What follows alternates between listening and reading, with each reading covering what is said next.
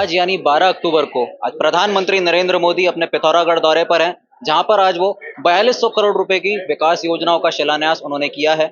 इन सब बातों के बारे में अब मुख्य विपक्षी दल यानी कांग्रेस पार्टी का इस बारे में क्या कहना है, इन सब बारे में अब जानने के लिए इस वक्त मेरे साथ मौजूद हैं कांग्रेस पार्टी के प्रदेश अध्यक्ष करण मारा जी। अध्यक्ष जी, बहुत बहुत स्वागत है आपका हमारे साथ जुड़ने के लिए।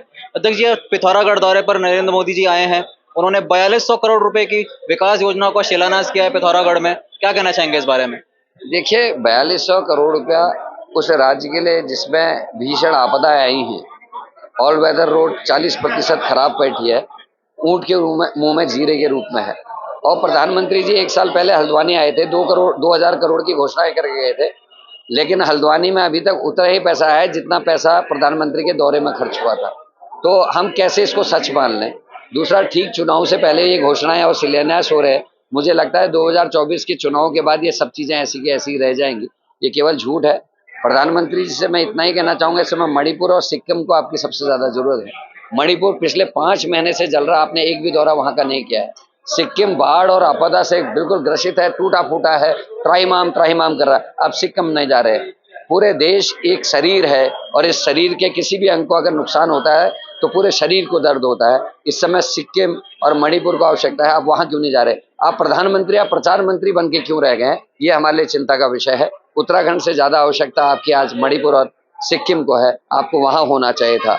और प्रधानमंत्री के पद को प्रधानमंत्री होना चाहिए, प्रचार मंत्री नहीं। ये भी मैं उनसे कहना चाहता हूँ। बात करें अगर नगर निकाय चुनावों की, तो हाईकोर्ट अभी राज्य सरकार से सवाल कर रहा है इस बारे में कि 6 महीने पहले जब चुनाव की प्रक्रिया कर देनी चाहिए थी, लेकिन अभी तक राज्य सरकार ने इस पर कोई भी हरकत नहीं दिखाई है। अब क्या कहना चाहेंगे इस बारे में, क्योंकि 2 दिसंबर को नगर निगम का कार्यकाल देहरादून में भी समाप्त होने वाला है। सरकार है कहाँ? लोकपाल की नियुक्ति के लिए निर्देश होगा तो हाईकोर्ट से, सीबीआई जांच के लिए निर्देश होगा तो हाईकोर्ट से। अब निकाय चुनाव के लिए भी अगर हाईकोर्ट निर्देश दे रही है, इंटरवीन कर रही है, तो सरकार को हटा देना चाहिए। हाईकोर्ट ही चलाए पूरे प्रदेश को, क्योंकि जो भारतीय जनता पार्टी की सरकार ने, उसने ऐसा माहौल बना दिया है कि छोटी छोटी चीजों के लिए भी हाईकोर्ट को हस्तक्षेप करना पड़ रहा है।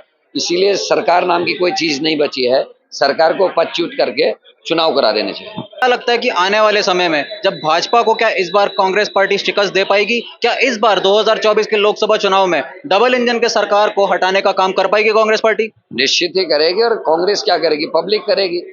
उत्तराखंड में अग्निवीर योजना से जो नाराजी है, जो युवाओं के सपने टूटे हैं, वो बदला लेने के लिए तैयार बैठे। आपने रोक दिया कि आपको हम सर्टिफिकेट्स नहीं उपलब्ध कराएंगे, आपके हम पुलिस से जो सर्टिफिकेट मिलने हैं आपके उसके, वो हम नहीं होने देंगे। तो नवयुवक घर में बैठा है, लेकिन चुनाव में तो आप उसको नहीं रोक सकते।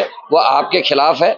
महंगाई से लोग परेशान हैं, बेरोजगारी से लोग परेशान हैं, अंकिता भंडारी मर्डर केस से लोग परेशान हैं, केदारनाथ में सोने की चोरी से लोग परेशान हैं, जोशीमठ की घटना से लोग परेशान हैं, और भर्ती घोटाले और पटवारी पेपर लीक से लोग परेशान हैं। ये सभी मामले ऐसे हैं जिसको देखकर पब्लिक जो है बीजेपी के खिलाफ वोट करेगी और कांग्रेस 2024 में सरकार बनाएगी। लोकसभा चुनाव के लिए इस बार उत्तराखंड के लिए मुख्य स्लोगन जो है वो अग्निवीर योजना को लेकर ही है, जिसमें राहुल गांधी जी भी अब उत्तराखंड के दौरे पर आएंगे उस समय में।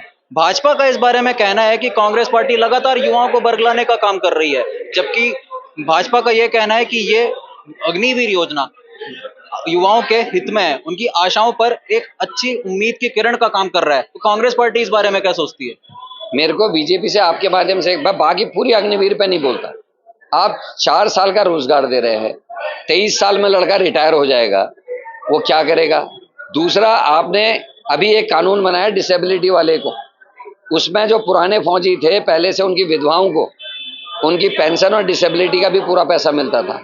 उदाहरण के तौर पर 200 मिलता था, अब 51 रुपया मिल रहा है। टैक्सेशन में आ गया वो, जैसे आपने नाम बदला है। इसका उत्तर बीजेपी दे दे। दूसरा, डिसेबिलिटी के लिए मैंडेटरी कर दिया कि कम से कम 10 साल की नौकरी होनी चाहिए, तब उसके अंग भंग होने में या बड़ी बीमारी लगने में उसको डिसेबिलिटी का सर्टिफिकेट और उसको सुविधाएं मिलेंगी। तो जो आदमी की नौकरी 4 साल की है, वो उसमें कैसे आएगा? इन 2 प्रश्नों का उत्तर भारतीय जनता पार्टी दे दे, मैं मान जाऊंगा कि उनकी बात सही है।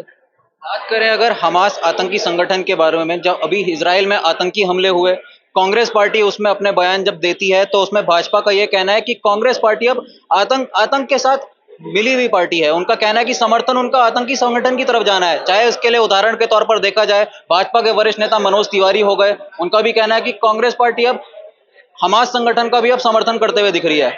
किस किस नेता के कांग्रेस का समर्थन हमास को आया है, उसको उजागर कर दें। झूठ फैलाने के अलावा बीजेपी के पास और कुछ नहीं है। कांग्रेस उसी चीज के साथ होगी जो मानवता के साथ होगी, और कांग्रेस हमेशा मानवता के साथ खड़ी रही है, आगे भी खड़ी रहेगी। बात करने के लिए बहुत बहुत धन्यवाद आपका।